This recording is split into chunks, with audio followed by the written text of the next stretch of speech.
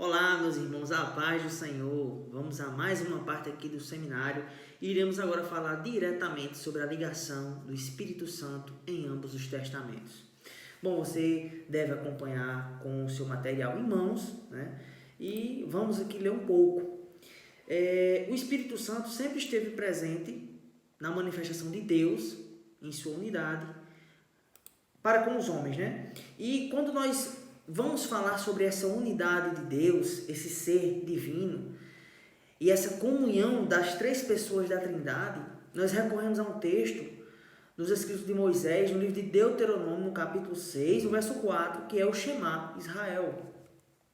Quando é dito: ouve, ó Israel, o Senhor, Yahvé, nosso Deus, Elohim, é o único Senhor. Ou seja, aqui nós já temos uma descrição trina de Deus, né?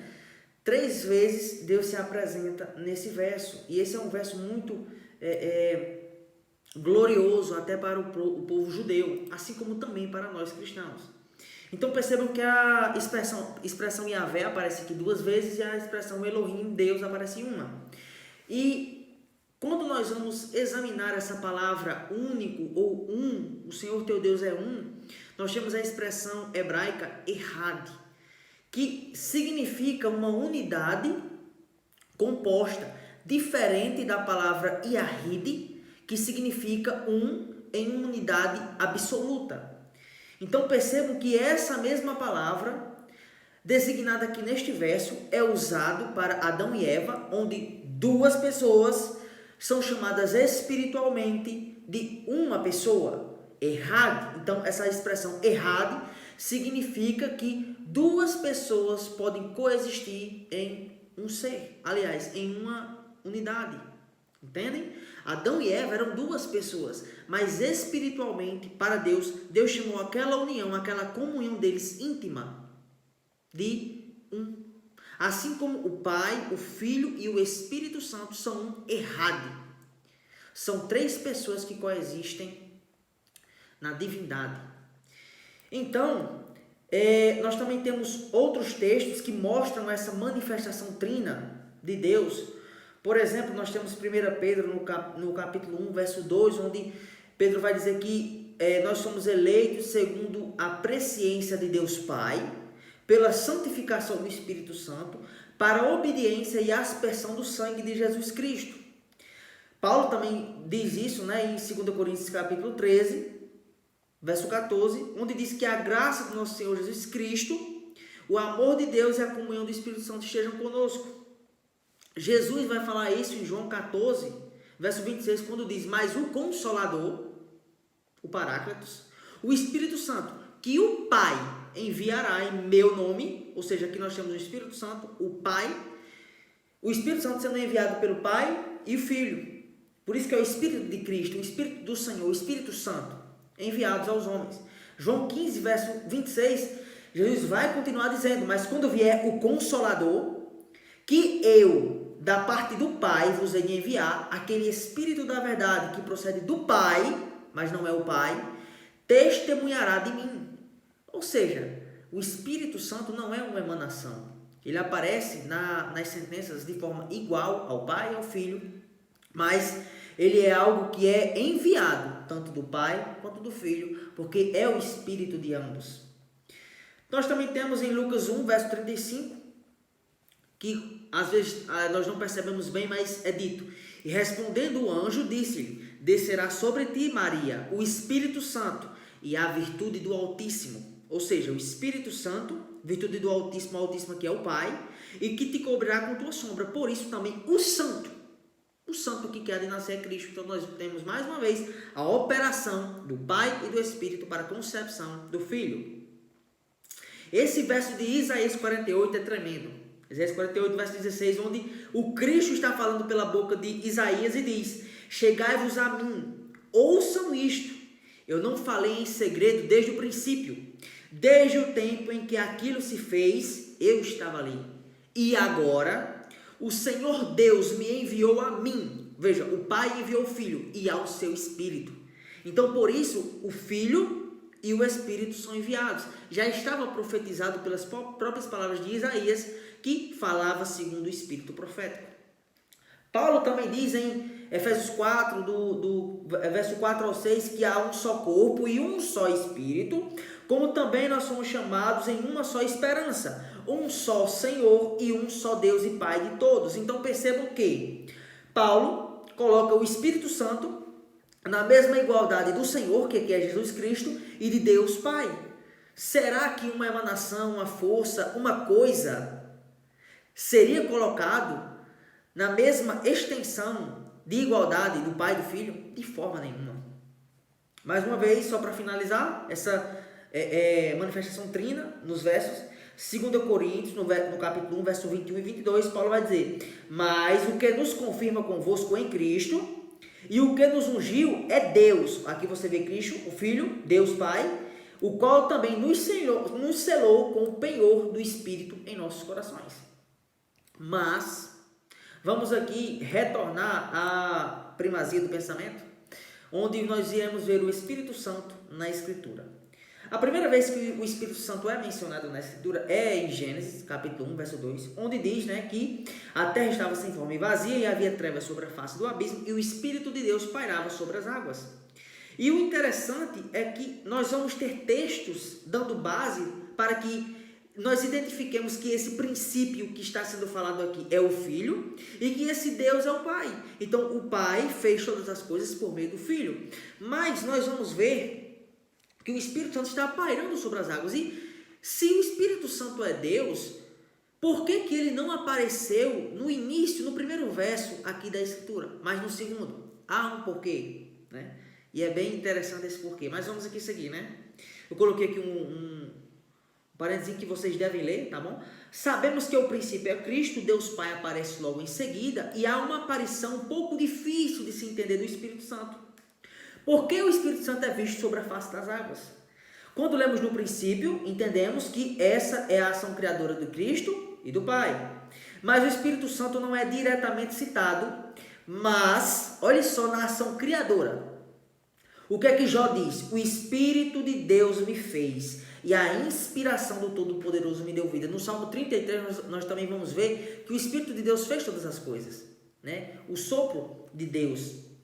Então, se é mencionado em outras partes da Escritura que o Espírito Santo age como agente criador também, por que o Espírito Santo não aparece junto ao Filho e ao Pai como criador? Então, olha que interessante, para a gente embasar aqui a questão do Pai, vamos falar sobre o Salmo 33, que diz: pela palavra do Senhor foram feitas os céus e todo o exército deles pelo Espírito de sua boca. Aqui é uma conjunção falando do Pai, João 1, verso 1 a 3 é falado sobre Cristo, que no princípio era o Verbo estava com Deus e o Verbo era Deus. Também nós temos Colossenses 1, do verso 15 ao 18, onde Paulo vai falar sobre Cristo sendo Criador, sendo primogênito de toda a criação e sendo aquele que sustenta tudo. Mas olha que interessante. Deus quis demonstrar uma nova criação de forma profética através do Espírito Santo.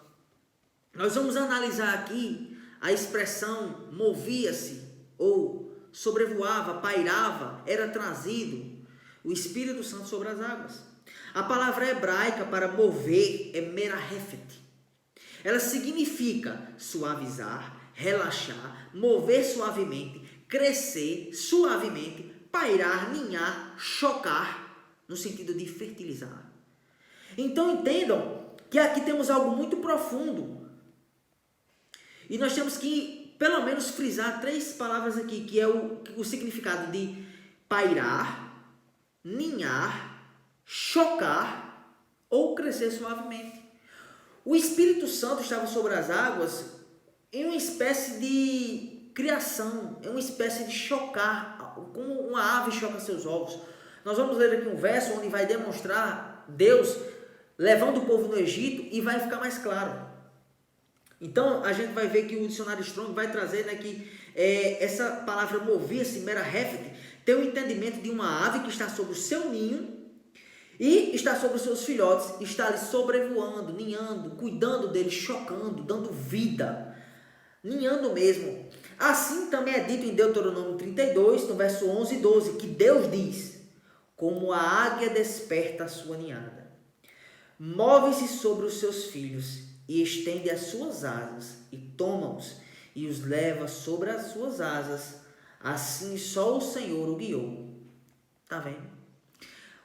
Deus que agia através de uma nuvem e de um anjo para guiar o povo no deserto, Moisés está falando que é como uma águia que desperta a sua ninhada e cuida deles e os guia. Então percebam que é a mesma descrição dada em Gênesis 1, verso 2, onde o Espírito de Deus pairava sobre as águas. E essa descrição de tipificação de águia mostra um animal que está nutrindo os seus filhos, cuidando dos seus filhos, guiando os seus filhos, dando vida aos seus filhos. E olha que interessante o sentido de muitas águas aqui. Nós vamos ver em Isaías 17, verso 13, que significa nações. E Apocalipse 17, verso 15, que também são povos, línguas, nações e tribos. Então, olha só que interessante. Aquelas muitas águas descritas em Gênesis 1, verso 2, significam espiritualmente muitas nações, a humanidade. As águas descritas no Gênesis, onde o Espírito Santo produzia vida, ou melhor dizendo, chocava, e posteriormente lemos que a terra sai do meio dela. Olha que interessante. Nós vamos ver que Pedro vai dizer que a terra foi tirada das águas e tudo que existe também. E posteriormente o homem é que é tirado dessa terra. Então é uma espécie de produção de vida em que o Espírito de Deus estava produzindo vida dentro da água. E o que é que nasce de dentro da água? Vida, a terra e posteriormente o homem. Nós vamos ler, que em Gênesis 1, verso 9 é dito isso, 2 Pedro também. E o homem, ele sai do pó da terra. E consequentemente nós temos o Espírito Santo gerando vida na água, onde sai a terra, e da terra o homem. Consequentemente, o Espírito Santo gerou vida dessa forma, para demonstrar atos proféticos futuros. Portanto, quando o Espírito Santo estava se movendo sobre a face das águas, estava profetizando do que se sucederia no futuro, por meio do envio aos homens, pela obra de Jesus Cristo. Os homens estavam mortos em seus delitos, mas Cristo destruiu pela cruz o corpo do primeiro Adão. E em toda a geração, neste corpo, aliás, dos homens que creram, mas ressuscitou pela fé, e todos os que creram no seu sacrifício serão salvos. Olha o que Paulo diz em 2 Coríntios, capítulo 5, verso 17, que quem está em Cristo, nova criatura é. As coisas velhas já passaram. Nós trazemos a imagem do antigo Adão, mas em Cristo e através da regeneração do Espírito Santo, nós temos a imagem do novo homem, o homem perfeito, o homem celestial. Então, da mesma forma que o Espírito Santo estava dando vida dentro das águas para criar um homem perfeito, assim ele está sobre as águas hoje para criar um novo homem à imagem de Cristo. A restituição daquilo que foi perdido em Adão. E essa expressão nova criatura, ela também dá um entendimento para uma nova criação. Então, quando diz criatura, também fala de criação. É a mesma palavra. Ambas podem traduzir esse verso que Paulo fala, E o interessante é que em Atos capítulo 2, verso 1 ao 4, olha o que é dito no dia que o Espírito Santo vem sobre os homens. Cumprindo-se o dia de Pentecostes, estavam todos concordemente no mesmo lugar, e de repente veio do céu um som, como de um vento veemente e impetuoso, e encheu toda a casa e todos os que estavam assentados. E foram vistas por eles línguas repartidas como que de fogo, e cada língua pousava sobre cada um deles, e todos foram cheios do Espírito Santo. Então vocês percebem que o Espírito Santo tem essa imagem, é demonstrado como uma imagem de uma ave que cuida dos seus filhos, que dá vida aos seus filhos, que gera vida. E assim como o Espírito Santo estava sobre a face a face das águas, dando vida, cuidando daquilo que sairia das águas, assim ele está cuidando de nós. Assim é antes da nossa conversão. Imagine-se que toda a multidão das pessoas são um amontoado de água, e hoje o Espírito Santo está convencendo do pecado, da justiça e do juízo, para que através dessas muitas águas nasça o novo homem. Nós temos aqui um verso do evangelista João, capítulo 14, verso 16, quando Cristo diz: e eu rogarei ao Pai, e ele vos dará o outro Consolador, para que fique convosco para sempre. Nós temos através dessa obra regeneradora, um espírito que jamais sairá de nós e nos fará de tal forma perfeitos que nos cobrirá, como Paulo diz em 1 Coríntios 15. Então olha só que interessante, vamos ler aqui. Por esta promessa, os discípulos receberam o selo da confirmação da fé na obra de Cristo, para que fossem preparados para o dia da redenção e puderam pregar para o mundo, para os que também crescem, tivessem a vida eterna através do arrependimento. Então olha que interessante. O Espírito Santo gera em nós arrependimento, e esse arrependimento é a consciência do pecado, para que esse pecado seja lançado em Cristo através da fé, e nós sejamos salvos e preparados, santificados, justificados para o dia glorioso da total redenção. Mas, olha que interessante, após o recebimento do Espírito Santo, a pregação de Pedro para os judeus, há um sentido de comoção ali, e eles perguntam a Pedro o que devem fazer. Então veja o que diz aqui a partir do verso 37. E ouvindo eles, o povo, compungiram-se em seu coração e perguntaram a Pedro e aos demais apóstolos: o que faremos, homens e irmãos? E disse-lhe Pedro: arrependei-vos, e cada um seja batizado em nome de Jesus Cristo para a remissão dos pecados, e recebereis o dom do Espírito Santo. Então olha que interessante. O Espírito Santo, para salvar o homem, para convencer do pecado, ele vem compungir o nosso coração, dar a consciência do nosso coração, para que através desse arrependimento nós venhamos a ser salvos, levados à cruz de Cristo e levados ao Pai. Agora olha que interessante. Agora vamos aqui para um texto que vai mostrar o ministério do Espírito Santo sobre os homens. Cristo diz lá em João 16, versos 7 e 8, que diz: todavia, digo-vos a verdade, que convém que eu vá, porque se eu não for, o Consolador não virá a vós, mas quando eu for, vou-lo enviarei, e quando ele vier, convencerá o mundo do pecado, da justiça e do juízo. Do pecado, porque não crê em Cristo. Então, as pessoas devem ser convencidas de que Cristo é o Messias e é aquele que veio pagar por nosso pecado, de forma vicária. Da justiça, porque ele vai para o Pai. E agora toda a justiça é sanada e apresentada diante de Deus. E agora nós temos aquele que nos glorifica, nos justifica, nos santifica, enviado pelo Pai e pelo Filho. E do juízo, porque o príncipe deste mundo está julgado e todas as acusações de Satanás recairão sobre ele mesmo. Então percebam que da mesma forma que o Espírito Santo agiu sobre a face das águas, de uma forma que profetizava a obra dele no futuro, que estaria sobre os homens para gerar vida dentro dessas águas, gerar o arrependimento, e para que todos os homens fossem elevados à estatura de Cristo.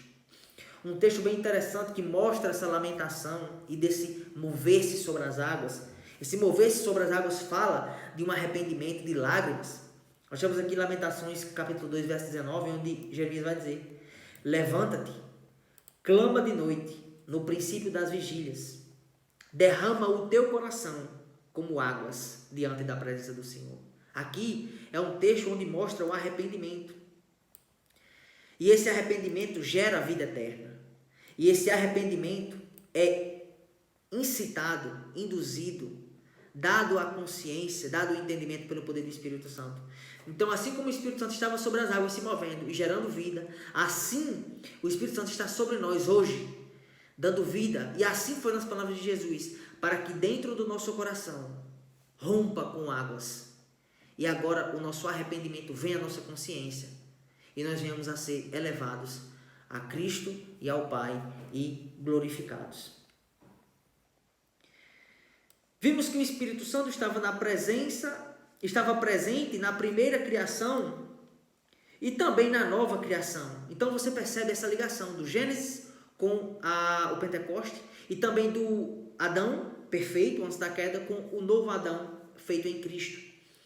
Posteriormente ainda temos no Gênesis que toda a humanidade estava praticando pecados grandiosos e o Espírito Santo foi declarado por Deus que o Espírito Santo não permaneceria mais com os homens. Está lá em Gênesis 6, verso 3.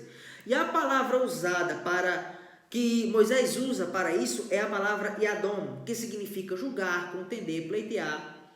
O verso é o seguinte, Gênesis 6, verso 3, onde diz que o Espírito de Deus não contenderia para sempre com o homem. Deus iria tirar esse Espírito, ele iria se ausentar. Tanto é que daí para frente houve o dilúvio, né? E os homens começaram a viver menos, porque a respiração, o fôlego de vida, a porção do Espírito que foi dada em Adão foi sendo diminuída.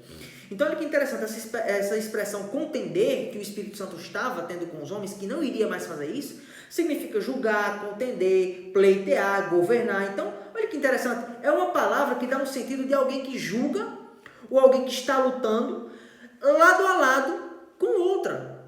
Estão entendendo? Que isso já é uma ação de um ser pessoal, e essa palavra, ela é lembra muito a palavra paráclitos, que significa chamado para estar ao lado. Se a palavra Yadom, que significa julgar, se a palavra Yadom, que significa julgar, aqui, tem um entendimento de contender, pleitear, lutar contra alguém, olha só que interessante. Quando Cristo diz que eu rogarei ao Pai e Ele vos dará outro Consolador, um Paráclitos, aqui nós temos o lutar lado a lado, o estar lado a lado, que agora o Espírito Santo faz conosco. Antes o Espírito Santo lutava com os homens para que eles não pecassem, mas hoje, através da nossa consciência em Cristo, nós temos o entendimento que agora nós podemos lutar com o Espírito para vencer o pecado e viver uma vida santa. Então, o Espírito Santo foi tirado dos homens pela necessidade que os homens tinham de conhecer o Cristo. Eles eram tão carnais que Deus teve que retirar o seu Espírito para que não ficassem naquela condição. E hoje o Espírito Santo luta conosco para vencer, é o nosso ajudador.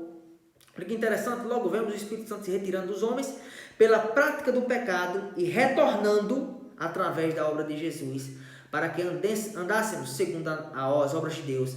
Eu trouxe aqui um verso de Ezequiel, no capítulo 36, verso 26 e 27, onde Deus disse que nos daria um novo coração, poria dentro de nós um novo espírito, tiraria o nosso coração de pedra, nos daria um coração de carne, e dentro de nós colocaria o espírito dele.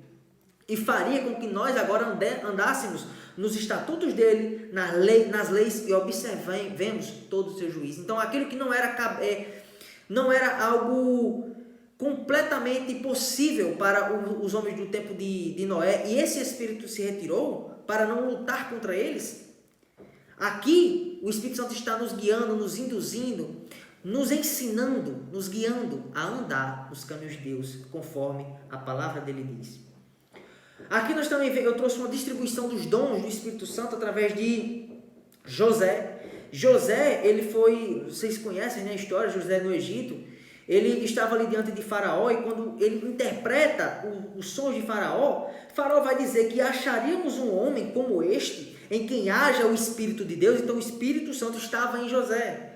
E olha o que aqui é dito.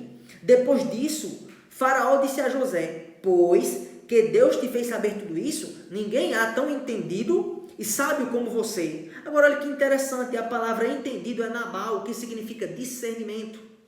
E essa é uma das palavras que aparece em 1 Coríntios 12, verso 10, onde Paulo diz que a um ou a outro o Espírito Santo dá o dom de discernir espíritos. Então, o ministério, o dom que é dado de discernimento de espíritos que tem na igreja hoje, também foi dado a José. É a mesma palavra, claro, de forma hebraica. Nós também temos a palavra verracan, que significa sabedoria e sábio como tu, verracan. Então, essa palavra também aparece em 1 Coríntios 12, verso 8, onde diz que porque a um, pelo Espírito, é dada a palavra da sabedoria. Então, eu percebo que o Espírito Santo sempre esteve presente na humanidade. E da mesma forma que ele atua hoje na igreja, ele atuou em Noé. Aliás, vamos começar pelo Gênesis, na criação e na criação do novo homem, com Noé para incitar os homens a permanecer na lei de Deus, e agora, através da vinda dele sobre a igreja, para cumprir todos os mandamentos de Deus e viver uma vida conforme a vida do Filho.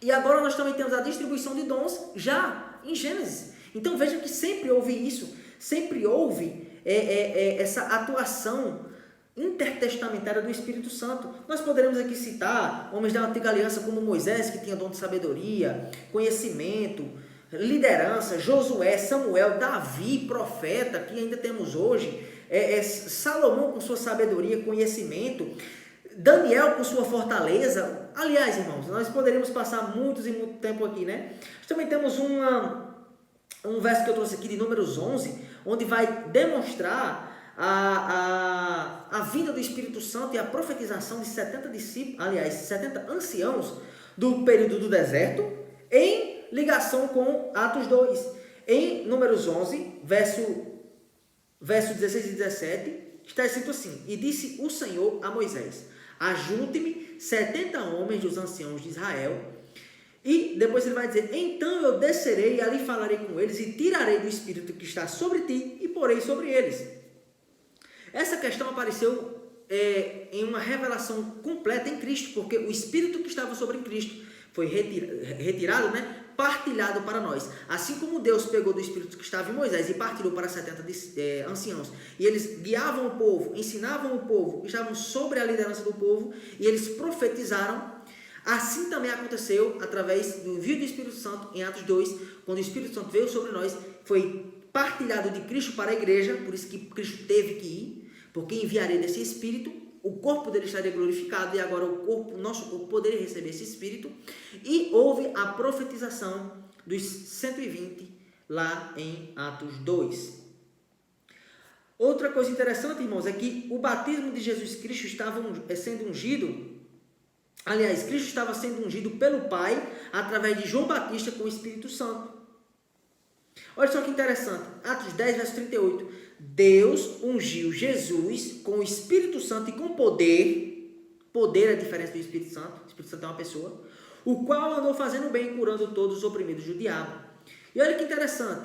Em Mateus 3, olha como o evangelista Mateus descreve esse batismo.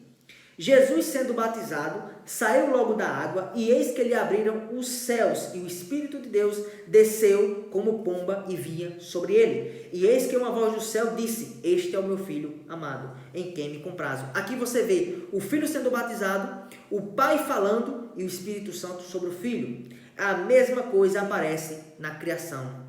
Nós temos o princípio e nós temos o pai, e nós temos também o Espírito Santo na ação da criação. Você vê as três pessoas em ambos os testamentos.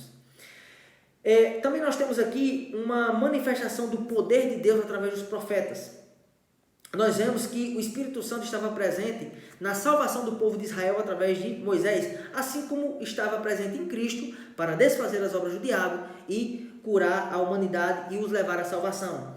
Quando Moisés estava no Êxodo, fazendo o êxodo dos israelitas e pregando ali aos egípcios, e ele fez alguns prodígios pelo poder do Espírito Santo, nós vemos que é dito que os magos disseram a Faraó: o que ele está fazendo pelo dedo de Deus. E essa expressão é aplicada em Marcos 3 e também em Mateus, de que Cristo diz: na verdade vos digo que todos os pecados serão perdoados aos filhos dos homens, e toda a sorte de blasfêmias com que blasfemarem. Mas qualquer que blasfemar contra o Espírito de Deus nunca poderá obter perdão, mas será réu de juízo eterno. Porque diziam: tem espírito imundo. E o complemento desse texto, né, em Lucas 11, é dito que Jesus Cristo expulsava demônios pelo poder do dedo de Deus. Então, da mesma forma que o Espírito Santo, o dedo de Deus, estava presente no Sinai, no Egito, também estava presente na vida de Cristo. São as mesmas expressões. Então, irmãos, se você pode blasfemar contra alguém, se existe essa possibilidade, é porque esse alguém é uma pessoa racional que pode se entristecer e pode receber um insulto. Na peregrinação do deserto, Deus guiou o povo com o seu verdadeiro amor para demonstrar que queria ser íntimo do homem, habitou entre eles numa tenda que prefigurava a encarnação de Cristo, e no deserto também contendeu com eles para que não se perdessem, mas há escolhas que não são impostas por Deus, e o povo pereceu no deserto. É interessante que quando o Espírito Santo estava guiando o povo no deserto, como ele mesmo diz aqui no texto, nós vamos ver que o Salmo 95 diz que o Senhor é Deus grande e Rei. O Senhor é Deus grande e Rei. Nas suas mãos estão as profundezas da terra e as alturas dos montes. Vinde, adoremos Deus e prostremos sobre Ele, nos ajoelhemos diante de Yahvé que nos criou. Porque Ele é o nosso Deus, e nós, o povo do seu pasto e ovelhas da sua mão. Agora, que interessante.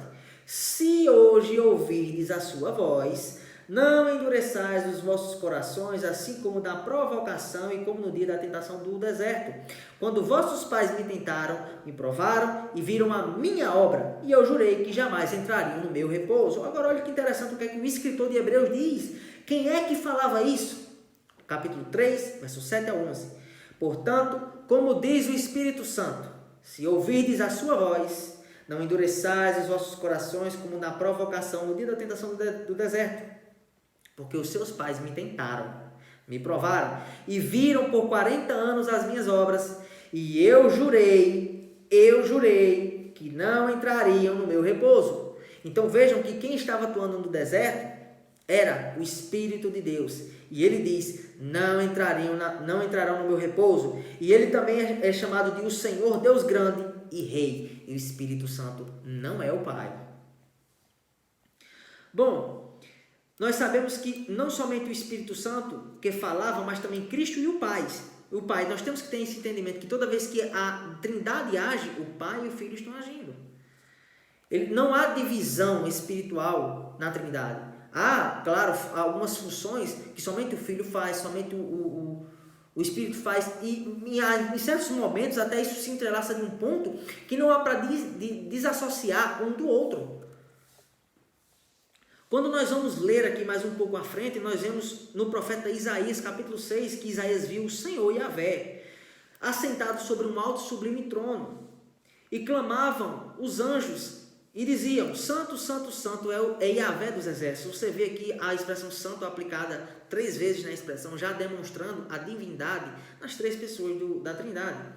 E você vai perceber que no Apocalipse é nos dito quem é esse que está sentado sobre o trono que Isaías viu. Porque aqui, com certeza, você vai dizer que é o Pai. Mas quando nós vamos ler Apocalipse 4, verso 2 e 3... que é dito que aquele que está assentado sobre o trono tinha aparência semelhante à pedra de jaspe sardônica, e um marco celeste estava sobre o seu trono, e parecia semelhante à esmeralda. Nós vamos ter outro entendimento.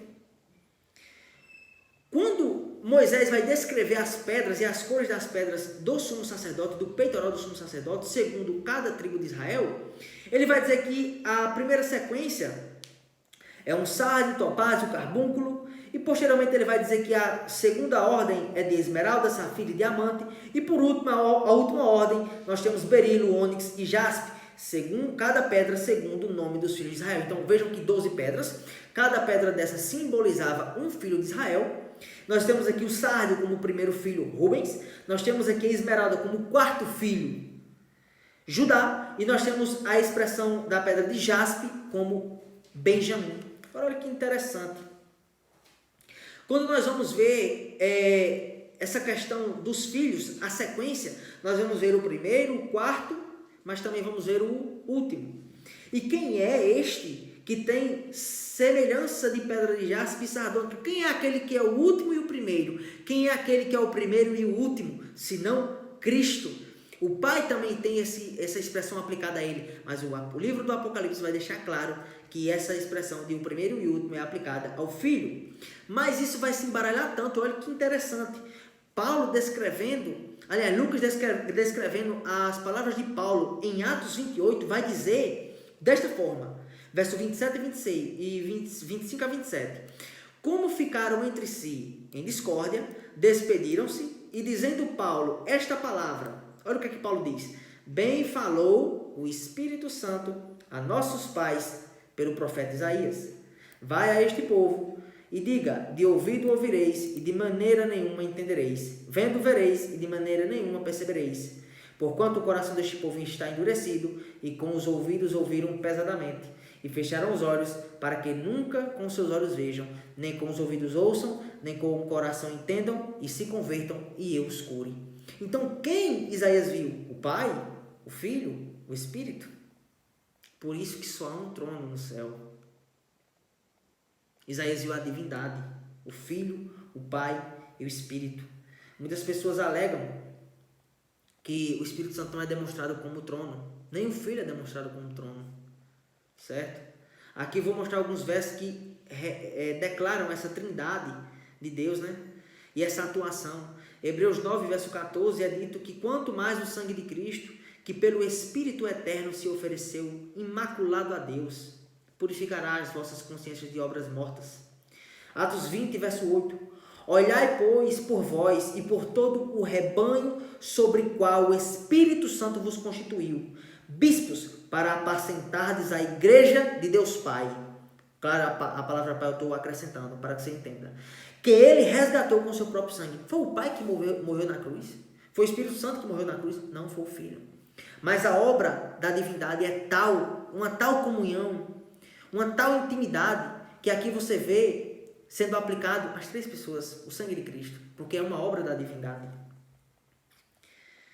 E para aqueles que questionam, né, que o Espírito Santo não tem trono, o Salmo 110 diz: assenta-te à minha direita, até que eu ponha os teus inimigos por estrado dos teus pés. E nós não vemos outro trono ao lado do Pai, somente um, que é uma metáfora para demonstrar a igualdade do Filho para com o Pai. Assim como ele diz isso em Apocalipse 3:21, que ele se assentou no trono do Pai, e por isso nós teremos o trono dele. Então percebam que não são 2 tronos. No céu existe um trono, e esse um trono simboliza toda a glória, poder, autoridade que vem da divindade. Por isso que Cristo, quando se diminui, ele é elevado a esse poderio e autoridade. Ele diz isso lá em Mateus 28, toda a autoridade sobre os céus e sobre a terra é me dado, porque ele se assentou no trono do Pai. No mesmo trono, a divindade é uma. Não existe 2 tronos, e muito menos 3. Certo? Então, o trono do Espírito Santo é o trono do Pai e do Filho, é partilhado. Isso, outro irmão vai apresentar para vocês melhor no seminário, tá bom? Durante o seminário. Então, vamos só complementar aqui. Toda a autoridade de Deus vem de um trono, somente o trono da divindade é partilhado pelas 3 pessoas. Portanto, é inegável que existe um Deus que coexiste em 3 pessoas, e em todas as obras ele agem juntos. Mas apenas o Filho se encarna por motivos que ainda são misteriosos para a nossa consciência. A revelação é dada de forma progressiva, pois pela condição da carne que temos e nossa capacidade não podemos entender os mistérios profundos de Deus.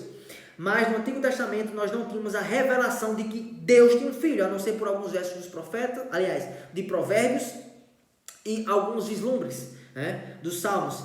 Então, a mesma forma é aplicável hoje ao Espírito Santo. Nós não temos o completo entendimento de quem ele é, na sua natureza divina, é claro, mas quem é ele totalmente. Nós não temos, assim como nós não tínhamos de Cristo. E eu creio que essa questão vai ser mais esclarecida no reino milenar. Nós não temos ainda uma totalidade, e talvez nunca teremos, de quem é Deus em sua totalidade, porque Deus é infinito, nós somos finitos. Mas eu creio que nós iremos aprender muito e seremos espirituais ao ponto de realmente Deus se apresentar a nós como Ele é. Então, meus irmãos, fiquem na paz do nosso Senhor Jesus Cristo. Iremos apenas falar agora sobre a expressão, o que significa a palavra Paráclitos.